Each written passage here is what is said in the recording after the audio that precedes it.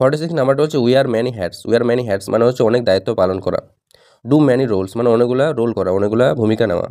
Teachers often we are many hats শিক্ষকগুলা কী করে বেশিরভাগ ক্ষেত্রে অনেকগুলা টুপি পরে থাকে, অ্যাকচুয়ালি মানেটা হচ্ছে কিন্তু টিচারের অনেকগুলো ভূমিকা আছে, রোল আছে।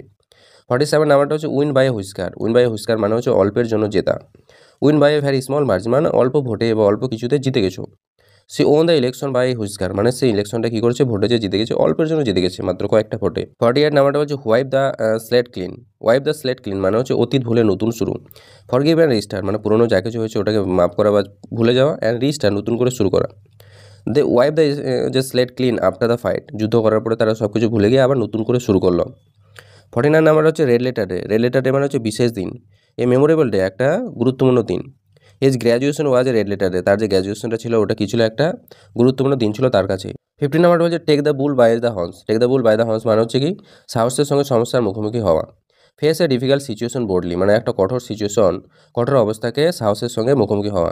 সে took the bull by the horns and solve it সে কী করলো, যে কঠিন সমস্যাটার সম্মুখীন হলো এবং এটার সমাধানও করলো।